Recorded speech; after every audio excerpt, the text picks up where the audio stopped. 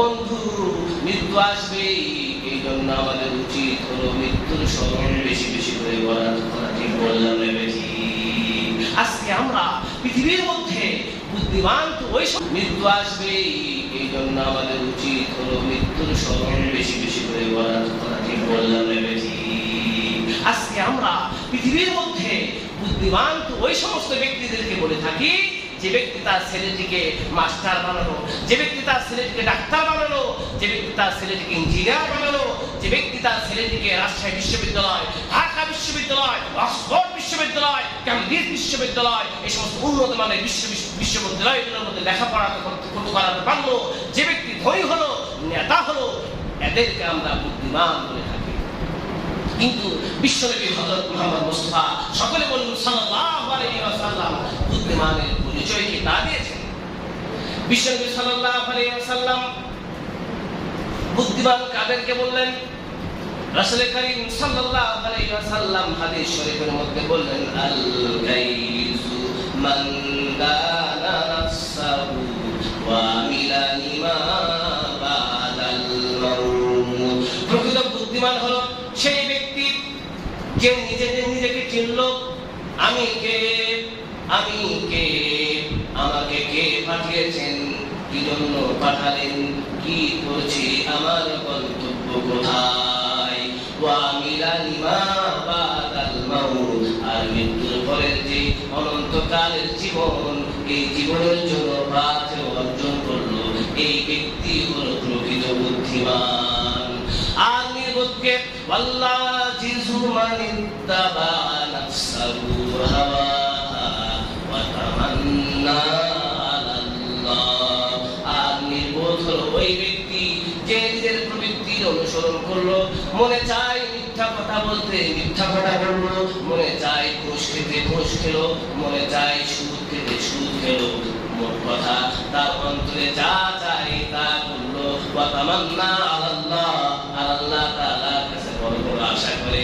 নামাজ না পড়লে কি হবে? আল্লাহ পাক আমাকে জান্নাত দান করবেন, নাউযুবিল্লাহ। এই জন্য প্রকৃত বুদ্ধিমানের পরিচয় হলো এই দুনিয়ার জীবনের মধ্যে থেকে আখিরাতের পাঠ অর্জন করা। সম্মানিত ভাইরা, ইমাম গাজ্জালী আলাইহির রহমান নাম আপনারা শুনেছেন। আমাদের এই উদাসীনতা দেখে ইমাম গাজ্জালী আলাইহির রহমান একটি চমৎকার উদাহরণ দিয়েছেন, একটি ঘটনা তিনি বর্ণনা করেছেন। ইমাম গাজ্জালী আলাইহির রহমান বলেন, একজন সম্ভ্রান্ত ব্যক্তি, তার বিশাল একটি বাগান ছিল। বাগানটি কয়েক স্তরের মধ্যে ছিল। সে তার একজন কর্মচারীকে বলল, আমি তোমাকে একটি কাজ দিতে চাই, সঠিকভাবে তোমাকে এই কাজটি করতে হবে। তবে শর্ত হলো এই কাজটি করার ক্ষেত্রে আমার নিয়ম বহির্ভূত কোনো কিছু করা যাবে না। এই যে দেখছো আমার বিশাল বাগান, বাগানটি কয়েক স্তরে সাজানো। এই বাগানের মধ্যে থেকে সবচাইতে উন্নত মানের যে ফল, সেই ফলটি সংগ্রহ করে আমাকে দিতে হবে। তবে শর্ত হলো বাগানের যেই দিক দিয়ে যাবে, ফেরার সময় সেই দিক দিয়ে প্রত্যাবর্তন করতে পারবে না। অর্থাৎ যে স্তরটি অতিক্রম করবে, দ্বিতীয়বার সেই স্তর থেকে তুমি কোনো ফল নিতে পারবে না। সেই কর্মচারী বলল, আহারে, এটি তো অত্যন্ত সহজ বিষয়। এবার সেই কর্মচারীটি একটি টুকরি নিয়ে, ঝুড়ি নিয়ে সেই মনিবের বাগানের দিকে রওনা করলো। বাগানের প্রথম স্তরের মধ্যে যখন গেল, গিয়ে দেখে কিছু নিম্নমানের ফল। সেই লোকটি চিন্তা করলো, এই নিম্নমানের ফলগুলো আমি নেব না। এবার সে দ্বিতীয় স্তরের মধ্যে গেল। দ্বিতীয় স্তরের মধ্যে গিয়ে দেখে প্রথম স্তরের চাইতে দ্বিতীয় স্তরের ফলগুলো ভালো মানাবা। এবার সে চিন্তা করলো, আহারে, দ্বিতীয় স্তরের ফল নেব না, দেখি তো তৃতীয় স্তরের মধ্যে গিয়ে দেখি। এবার তৃতীয় স্তরের মধ্যে গেল। তৃতীয় স্তরের মধ্যে গিয়ে দেখে প্রথম এবং দ্বিতীয় স্তরের তুলনায় তৃতীয় স্তরের ফলগুলো আরো উন্নত মানের। এবার সে চিন্তা করলো, চতুর্থ স্তরের ফলগুলো হয় আরো অত্যন্ত উন্নত মানের হবে। এভাবে করতে করতে লাস্ট একবার স্তর আছে, সেই স্তরের মধ্যে থেকে সে চিন্তা করলো লাস্ট স্তরের ফলগুলো অত্যন্ত ভালো হবে। এবার যখন লাস্ট স্তরের মধ্যে গেল, এবার সেই লোকটি মাথার মধ্যে হাত দিয়ে হাওমাও করে কান্না করতে লাগলো। কারণ লাস্ট স্তরের মধ্যে গিয়ে দেখে পুরো বাগানটি ফল শূন্য, পাতা ছাড়ার কোনো ফল নাই। ইমাম গাজ্জালী আলাইহি রাহমা পৃথিবীর মানুষকে লক্ষ্য করে বললেন, ওরে পৃথিবীর মানুষ, ওরে পৃথিবীর মানুষ, এই উদাহরণ দ্বারা আমি তোমাদেরকে একটি জিনিস বুঝাতে চাইলাম, আর তা হলো ওই যে মনিব আছে, ওই মনিব দ্বারা উদ্দেশ্য হলো আল্লাহ রাব্বুল আলামিন। আর যে শ্রমিক আছে, কর্মচারী আছে, ওই কর্মচারী দ্বারা উদ্দেশ্য হলো তুমি আর আমি। আর বাগান দ্বারা উদ্দেশ্য হলো পৃথিবীর যে হায়াত আছে, এই পৃথিবীর হায়াত। আর ফল দ্বারা উদ্দেশ্য হলো এই নেক আমল যে আছে, এই সমস্ত নেক আমলগুলো। আল্লাহ পাক আমাদেরকে পৃথিবীর এই মধ্যে পাঠালেন আর বললেন, ও আমার বান্দারা, এই যে আমি বাগান দিলাম, জান্নাতের জন্য আমল করতে থাকো, ফল সংগ্রহ করতে থাকো। কিন্তু আজকে আমরা দুনিয়া নিয়ে এত মস্ত এমন ব্যস্ত হয়ে পড়েছি, এত ব্যতিব্যস্ত হয়ে পড়েছি বন্ধু, আজকে মনে করছি কালকে আমল করবো, আমার বয়স মাত্র 40 বছর, কালকে আমল করবো। এভাবে করতে করতে যখন আপনার আর আমার সামনে মৃত্যু নামক বস্তু এসে উপস্থিত হয়ে যাবে, সমস্ত কিছু শেষ হয়ে যাবে, ওই কর্মচারীর মতো আমলহীন যেতে হবে, আর কান্না করা ছাড়া কোনো উপায় থাকবে না। কথা ঠিক বললাম রে বেটি? এই জন্য প্রকৃত বুদ্ধিমানের পরিচয় হলো, প্রকৃত জ্ঞানীর পরিচয় হলো এই দুনিয়ার জীবনের মধ্যে থেকে আখিরাতের পাঠ অর্জন করা। আমার ভাইরা, একজন মুমিন ব্যক্তি, একজন কাফের ব্যক্তির মৃত্যুর সময় কি অবস্থা হবে, কি পরিণতি হবে, এ সম্পর্কে মুসনাদ আহমদের মধ্যে একটি বিশাল হাদিস এসেছে। মুমিন ব্যক্তির মৃত্যু কিভাবে হবে, কাফের ব্যক্তির মৃত্যু কিভাবে হবে? হাদিসটি হযরত বারা ইবনে আযিব রাদিয়াল্লাহু তাআলা আনহু বর্ণিত। হযরত বারা ইবনে আযিব রাদিয়াল্লাহু তাআলা আনহু বলেন, আমরা একবার রাসূল করিম সাল্লাল্লাহু আলাইহি ওয়াসাল্লামের সঙ্গে আনসারীদের মধ্যে একজন ব্যক্তির জানাজার নামাজে গেলাম, কিন্তু এখনো কবর খনন করা হয়নি। ফাজালাস রাসূলুল্লাহ, সকলে বলুন সাল্লাল্লাহু আলাইহি ওয়াসাল্লাম, ওয়া জালাসনা মা হাওলাহু কান্না রুসিনাত তাইর। আমরা রাসূল করিম সাল্লাল্লাহু আলাইহি ওয়াসাল্লাম বসে পড়লেন, আমরা রাসূল করিম সাল্লাল্লাহু আলাইহি ওয়াসাল্লামের চারপাশে বসে পড়লাম, কান্না রুসিনাত তাইর, যেমন আমাদের মাথার উপর পাখি বসেছে। অর্থাৎ আমরা চুপচাপ রাসূল করিম সাল্লাল্লাহু আলাইহি ওয়াসাল্লামের চারপাশে বসে পড়লাম। অফিয়াতিহি উযুনান রাসূল করিম সাল্লাল্লাহু আলাইহি ওয়াসাল্লামের হাতে একটি কাঠের টুকরা ছিল, যার দ্বারা তিনি চিন্তিত ব্যক্তির ন্যায় মাটির আঁচড় দিচ্ছিলেন, আঁচড় কাটছিলেন। রাসূল করিম সাল্লাল্লাহু আলাইহি ওয়াসাল্লাম শিরো মাথায় উঠালেন, হাওয়ালা ইস্তাঈযু বিল্লাহি মিন আযাবিল কবর, ইস্তাঈযু বিল্লাহি মিন আযাবিল কবর, ইস্তাঈযু বিল্লাহি মিন আযাবিল কবর। রাসূল করিম সাল্লাল্লাহু আলাইহি ওয়াসাল্লাম বলেন, হে আমার সাহাবারা, হে আমার সাহাবারা, তোমরা কবর আযাব থেকে পানা চাও। হযরত বারা ইবনে আযিব রাদিয়াল্লাহু তাআলা বলেন, রাসূল করিম সাল্লাল্লাহু আলাইহি ওয়াসাল্লাম, ইস্তাঈযু বিল্লাহি মিন আযাবিল কবর, তোমরা কবর আযাব থেকে পানা চাও। এই বাক্যটি 2 থেকে 3 বার বলেছেন। এরপরে বিশ্বনবী সাল্লাল্লাহু আলাইহি ওয়াসাল্লাম হাদিস শরীফের মধ্যে বললেন, মুমিন ব্যক্তি যখন দুনিয়া থেকে আখিরাতের দিকে অগ্রসর হতে থাকে, তখন এই ব্যক্তির জান কবজ করার জন্য একদল ফেরেশতা আসেন। তাদের চেহারাগুলো এত সুন্দর, কান্না বুজুহাহুমুশ শামসু, যেন এই সমস্ত ফেরেশতাদের চেহারাগুলো সূর্যের ন্যায়। সুবহানাল্লাহ। এই সমস্ত ফেরেশতাদের কাছে জান্নাতি কাফন সময়ের এক প্রকার কাফন থাকে, আর জান্নাতি খুশবু সময়ের এক প্রকার খুশবু থাকে। এরপরে সমস্ত ফেরেশতাগুলো সেই মুমিন ব্যক্তির দৃষ্টির অনভিতরে বসে। এরপরে হযরত আজরাইল আলাইহিস সালাতু ওয়াস সালাম সেই মুমিন ব্যক্তির মাথার কাছে এসে বলে, হে পবিত্র আত্মা, আল্লাহ তাআলার রহমতের দিকে বের হয়ে আসো, আল্লাহ তাআলার মাগফিরাতের দিকে বের হয়ে আসো। সুবহানাল্লাহ। এরপরে এই মুমিন ব্যক্তির রূহটি এত সহজে বের হয়, বিশ্বনবী সাল্লাল্লাহু আলাইহি ওয়াসাল্লাম হাদিস শরীফের মধ্যে বলেন, তাসিলু কামা তাসিলুল বিতরাতু মিনাস সিফা, মশক থেকে, কলস থেকে পানি ঢাললে বের করলে যেমন সহজেই বের হয়ে যায়, ঠিক তদ্রূপভাবে এই মুমিন ব্যক্তির রূহটা অত্যন্ত সহজেই বের হয়ে যায়। সুবহানাল্লাহ। এরপরে ওই সমস্ত অপেক্ষমান ফেরেশতাগুলোর কাছে যে জান্নাতি কাফন আছে, এই কাফনের মধ্যে সেই মুমিন ব্যক্তির রূহটাকে রেখে দেওয়া হয়। এরপরে জান্নাতি যে খুশবু আছে, ওই খুশবুটা সেই মুমিন ব্যক্তির রূহটার মধ্যে দেওয়া হয়। সুবহানাল্লাহ। বিশ্বনবী সাল্লাল্লাহু আলাইহি ওয়াসাল্লাম বলেন, এই মুমিন ব্যক্তির রূহ থেকে এত সুগন্ধি বের হয়, এত সুগন্ধি বের হয়, তামাম বিশ্বের সুগন্ধিগুলোকে যদি একদিকে করা হয়, আর এই মুমিন ব্যক্তির রূহের সুগন্ধিগুলোকে যদি আরেক দিকে করা হয়, তাহলে এই মুমিন ব্যক্তির রূহের সুগন্ধি তামাম বিশ্বের সুগন্ধিগুলোকে হার মেনে দেবে। সুবহানাল্লাহ। এরপরে এই মুমিন ব্যক্তির রূহটাকে আসমানের দিকে নিয়ে যেতে থাকা হয়। এই সমস্ত ফেরেশতাগুলো সেই মুমিন ব্যক্তির রূহটাকে নেওয়ার জন্য প্রতিযোগিতা করতে থাকেন, কারাকারি করতে থাকেন। পথির মধ্যে যে সমস্ত ফেরেশতাদের সঙ্গে সাক্ষাৎ হয়, তারা বলতে থাকে, এই পবিত্র আত্মাটি কার, এই ভালো আত্মাটি কার। এই সমস্ত ফেরেশতাগুলো এই মুমিন ব্যক্তিকে পৃথিবীর মধ্যে যে উন্নত মানের নাম ফেলে রাখা হতো, তার পিতার যে উন্নত মানের নাম ছিল, ভালো নাম ছিল, বলতে থাকবে, এটি অমুক, অমুকের ছেলে অমুক, অমুকের ছেলে অমুক। সুবহানাল্লাহ।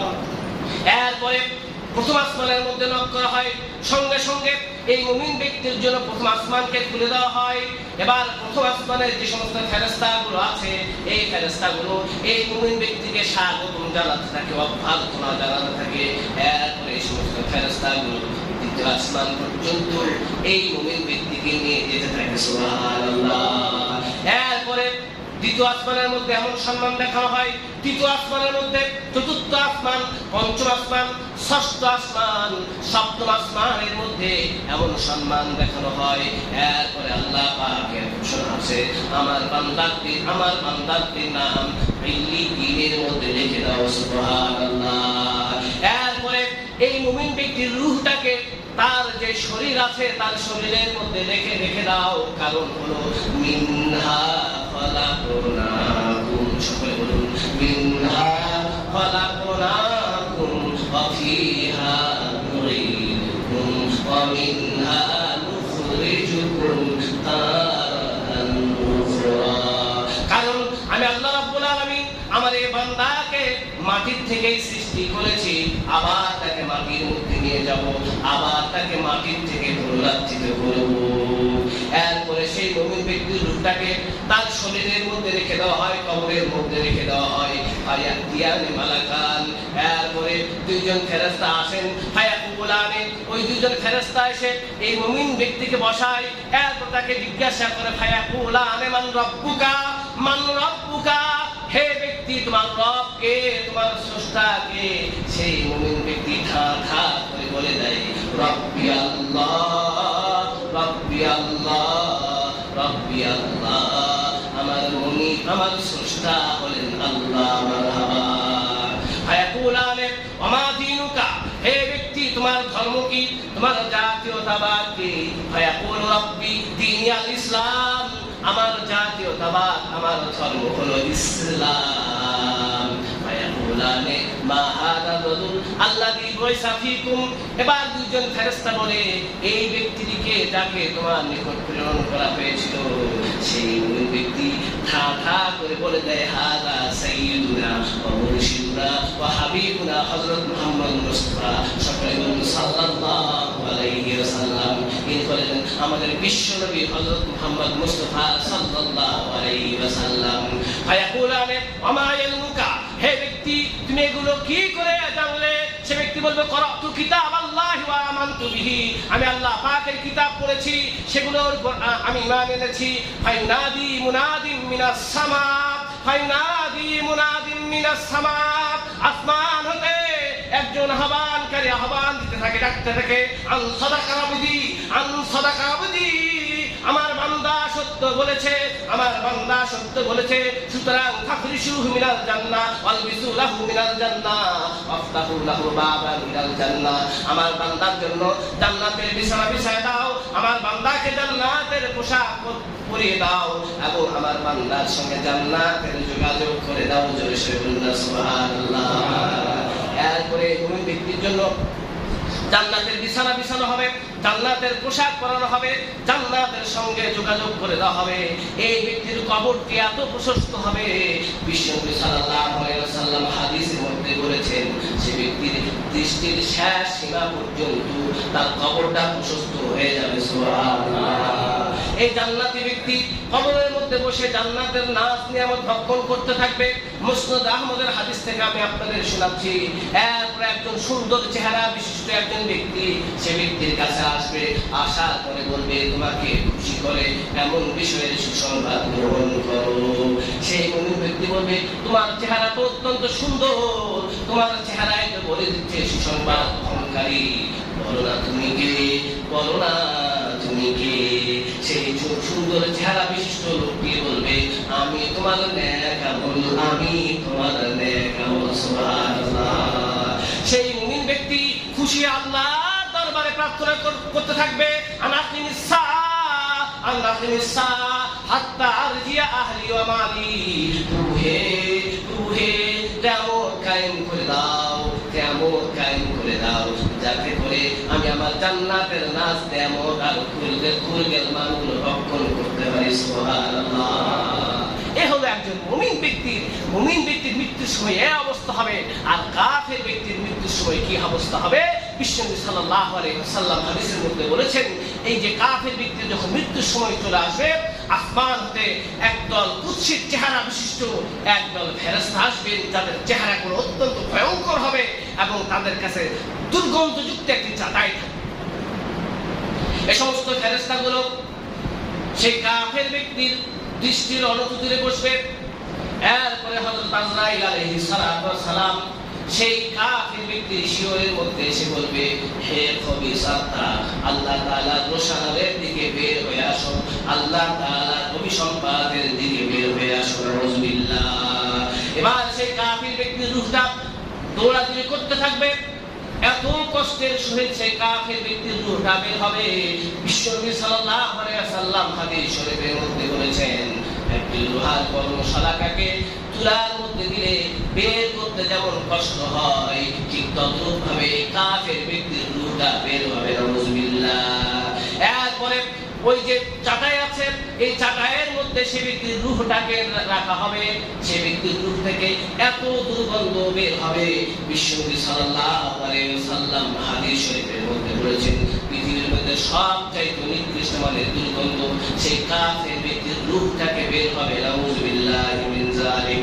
এই সমস্ত ফেরেশতাগুলো কেউ তাকে নিতে চাইবে না, সকলে অনাগ্রহ প্রকাশ করবে। প্রতিমধ্যে এই সমস্ত ফেরেশতাদের সঙ্গে সাক্ষাৎ হবে। এই সমস্ত ফেরেশতারা জিজ্ঞাসা করতে থাকবে, এই খারাপ আত্মাটি, এই খবিস আত্মাটি কার? এই সমস্ত ফেরেশতাগুলো পৃথিবীর মধ্যে যত নিম্নমানের নাম ধরে তাকে ডাকা হতো, যত নিম্নমানের পিতা তার পিতার নামে ডাকা হতো, সেই নিম্নমানের নাম ধরে বলা হবে, অমুকের ছেলে অমুক, অমুকের ছেলে অমুক। নাউযুবিল্লাহ। এরপরে এই কাফের ব্যক্তির রূহটাকে নিয়ে আসমানের দিকে নিয়ে যাওয়া হবে। প্রথম দরজার মধ্যে, প্রথম আসমানের মধ্যে নক করা হবে, কিন্তু তার জন্য দরজা খোলা হবে না।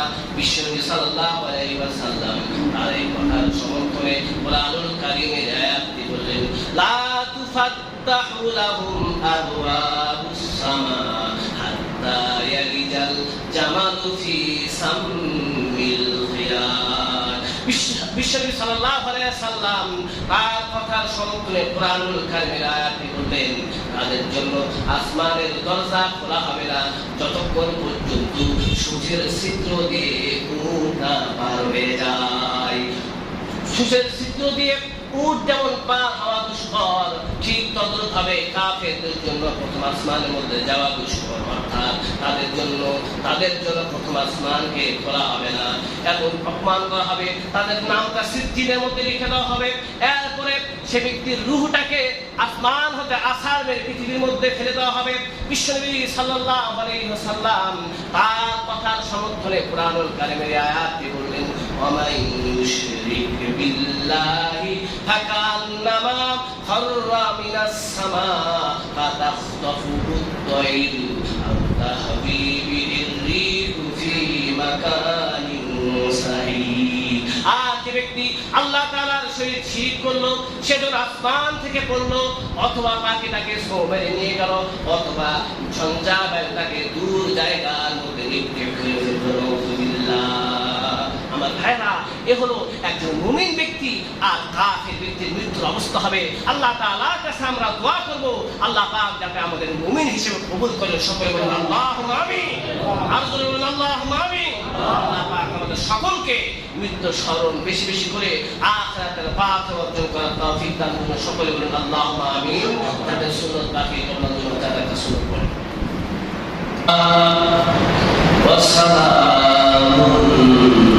على عباده الذين اصطفى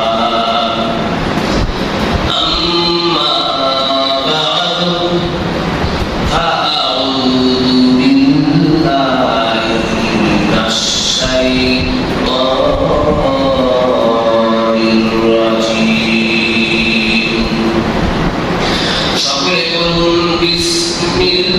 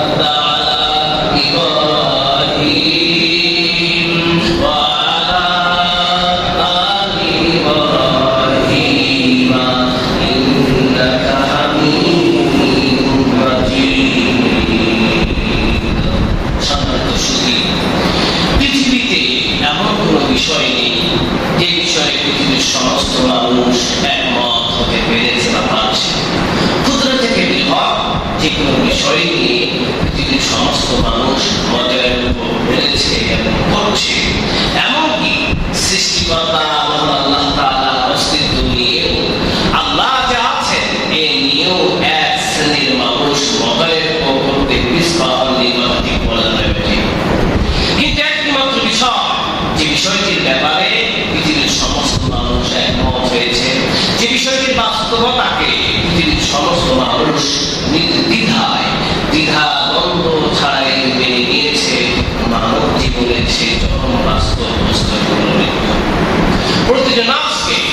প্রতিটি আত্মাকে মৃত্যুর স্বাদ গ্রহণ করতে হবে।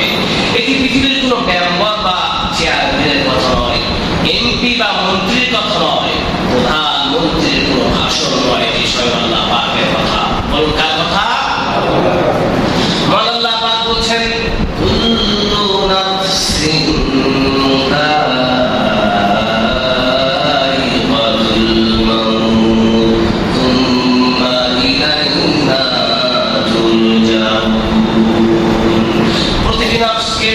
প্রতিটি আত্মাকে মৃত্যুর স্বাদ গ্রহণ করতে হবে, মৃত্যুবরণ করতে হবে। অতঃপর তোমরা সকলেই আমার দিকে প্রত্যাবর্তিত হবে। আমার বন্ধুরা, মৃত্যু অবধারিত বস্তু, মৃত্যু আসবেই। একজন আরবি কবি সুন্দর করে কবিতার আকারে এই কথাটি বলেছেন, মুতাকাসিন কুল্লু নাসিন শাগিদু ওয়ারুবাইতিন কুল্লু নাসিন দাখিলু। মুতাকাসিন কুল্লু নাসিন শাগিদু ওয়ারুবাইতিন কুল্লু নাসিন দাখিলু। কবি বলছেন, ওরে পৃথিবীর মানুষ, ওরে পৃথিবীর মানুষ, মৃত্যু এমন একটি পেয়ালা, এমন একটি পান পাত্র, যে পেয়ালা থেকে সকলকে পান করতে হবে। আর কবর এমন একটি গৃহ, এমন একটি ঘর, যে গৃহের মধ্যে সকলকে প্রবেশ করতে হবে। কিন্তু দুঃখজনক হলো সত্য, আজকে আমরা এই দুনিয়ার চাকচিক্যের মোহে পড়ে আখিরাতে অনন্তকালের জীবন, সেই জীবনের কথা ভুলে গিয়েছি, মৃত্যুর স্মরণকে আমরা ভুলে গিয়েছি। কিন্তু হে মানুষ, তোমাকে তো আগেই হুঁশিয়ার করে দেওয়া হয়েছে, তুমি যখন জন্মগ্রহণ করো তোমার দান কালে দেওয়া হয়েছে আযান, আর নাম কালে দেওয়া হয়েছে একাম। তোমার দান কালে যখন আযান দেওয়া হলো, তুমি তো খুশিতে বাগবাগ হয়ে গেছো, কারণ আযানের পরে সাধারণত জামাত দাঁড়াতে অনেক সময় থাকে। এদিকে লক্ষ্য করে তুমি ধারণা করেছো তোমার হায়াত অনেক বেশি হবে। কিন্তু তোমার নাম করে একামত দিয়ে হুঁশিয়ার করে দেওয়া হলো, সাবধান হয়ে যাও, হুঁশিয়ার হয়ে যাও, তোমার হায়াত অতটুকু নয়, বরং তোমার হায়াত হলো একামত বলার পরে তাকবীরে তাহরিমা বলতে যতখানি সময় ঠিক ততখানি সময়। এ হলো দুনিয়ার হায়াতের দৃষ্টান্ত, উপমা, উদাহরণ, মেসাল। পক্ষান্তরে আখিরাতের হায়াত সম্পর্কে বলা হয়েছে, গোটা পৃথিবীকে, তামাম পৃথিবীকে যদি সরিষার দানা দ্বারা ক্ষুদ্র করা হয়, আর একটি কবিতর সেই 500 বছরের রাস্তার মধ্যে একটি একটি করে সরিষার দানা নিয়ে যেতে থাকে, একদিন না একদিন গোটা বিশ্বের তামাম সরিষার দানা শেষ হয়ে যাবে। কিন্তু আখিরাতের সে অনন্তকালের জীবন কখনো ফুরাবার নয়। সুবহানাল্লাহ। তাই তো আল্লাহ পাক বলছেন, মা হাযিহিল হায়াতুদ দুনিয়া ইল্লা লাহবুন ওয়া লাইব ওয়া ইন্না দারাল আখিরাতা লাহিয়াল হায়াওয়ান। আর এই দুনিয়ার জীবন আনন্দ আর খেল তামাশা ছাড়া কিছুই নয়। বস্তুত পরকালের জীবন হলো প্রকৃত জীবন, বস্তুত আখিরাতের জীবন হলো প্রকৃত জীবন। আমরা দেখতে পাচ্ছি, আমার দাদু বেঁচে ছিলেন, তিনি নেই, আমার দাদিমা বেঁচে ছিলেন, তিনি নেই, আপনার সমবয়স্ক অনেক বন্ধু বেঁচে ছিলেন, তিনিও চলে যাচ্ছেন। দেখতেই পাচ্ছি মৃত্যু সকলকে আসতেই হবে, মৃত্যুবরণ করতেই হবে। আমরা দেখার পরেও আজকে উদাসীন হয়ে বসে আছি, কথা ঠিক বললাম না? এমন এক সময় আসবে, মসজিদের মিনার হতে ঘোষণা দেওয়া হবে, অমুক গ্রামের অমুক হাজী সাহেব মারা গিয়েছেন, অমুক গ্রামের অমুক মাস্টার সাহেব মারা গিয়েছেন, অমুক গ্রামের অমুক মারা গিয়েছেন। এমন সিরিয়ালের মধ্যে আপনি চলে আসবেন, আপনার মৃত্যু চলে আসবে।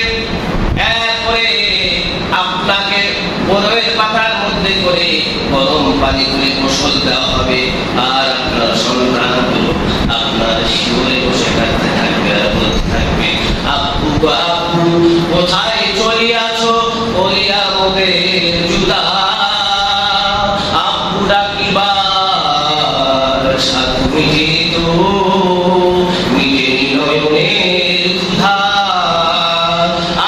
গো আব্বু কোথায় চলিয়াছ করিয়া মোহের জুদা আব্বু ডাকিবার সাদ মেটিনি তো মিটিনি নয়নের ক্ষুধা। এভাবে আপনার সন্তানগুলো শিয়রের মধ্যে বসে কাঁদতে থাকবে, আপনাকে গোসল করানো হবে, এরপরে সাদা পোশাকের মধ্যে চড়ে কাটলির মধ্যে কবরস্থানের দিকে নিয়ে যাওয়া হবে, আপনাকে কবরস্থানের দিকে নিয়ে যাওয়া হবে। আর আপনার সন্তানগুলো আপনার পিছনে পিছনে দৌড়াতে থাকবে আর বলতে থাকবে আব্বু আব্বু কোথায় চলিয়াছ করিয়া মোদের জুদা আব্বু ডাকিবার সাদ মিটিনি তো মিটিনি নয়নের ক্ষুধা। হায় হায় গো খাটিয়ার পরে শুভ্র পোশাক পরি কোথা চলিয়াছ বলো না সে গাধার পুরী। হায় হায় গো খাটিয়ার পরে শুভ্র পোশাক পরি কোথা চলিয়াছ বলো না সে আধার পুরী।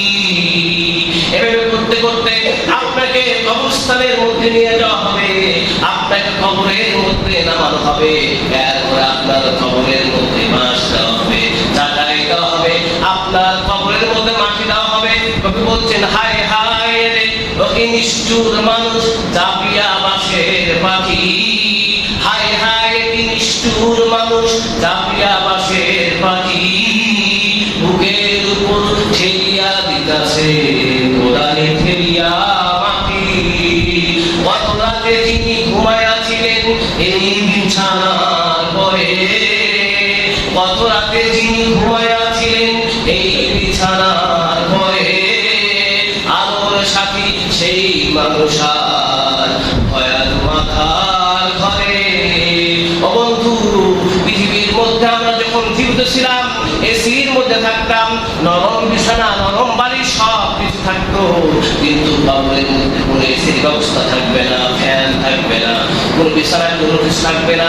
কবি বলছে নরম বিছানা নরম বালিশ আরামের তোষক কথা মৃদুর বন্ধু কবর নিবাসে আজি কি মিলিবে ব্যথা।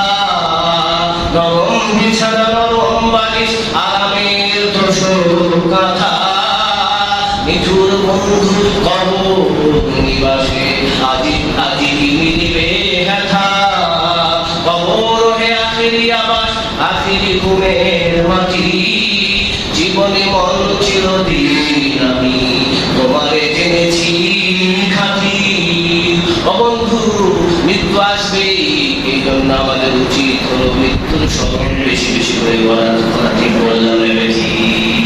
আজকে আমরা পৃথিবীর মধ্যে বুদ্ধিমান তো ওই সমস্ত ব্যক্তিদেরকে বলে থাকি যে ব্যক্তি তার ছেলেটিকে মাস্টার বানালো, যে ব্যক্তি তার ছেলেটিকে ডাক্তার বানালো, যে ব্যক্তি তার ছেলেটিকে ইঞ্জিনিয়ার বানালো, যে ব্যক্তি তার ছেলেটিকে রাজশাহী বিশ্ববিদ্যালয়, ঢাকা বিশ্ববিদ্যালয়, অক্সফোর্ড বিশ্ববিদ্যালয়, ক্যামব্রিজ বিশ্ববিদ্যালয়, এই সমস্ত উন্নত মানের বিশ্ববিদ্যালয়গুলোর মধ্যে লেখাপড়া করাতে পারলো, যে ব্যক্তি ধনী হলো, নেতা হলো, এদেরকে আমরা বুদ্ধিমান বলে থাকি।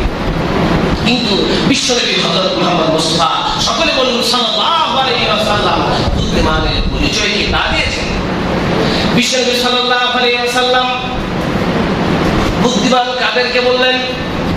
রাসূল করিম সাল্লাল্লাহু আলাইহি ওয়াসাল্লাম হাদিস শরীফের মধ্যে বললেন আল গাইযু মান দানা নাফসাহু ওয়া আমিলা লিমা বাদাল মাউত। প্রকৃত বুদ্ধিমান হলো সেই ব্যক্তি যে নিজেকে চিনলো, আমি কে, আমি কে, আমাকে কে পাঠিয়েছেন, কি জন্য পাঠালেন, কি করছি, আমার গন্তব্য কোথায়।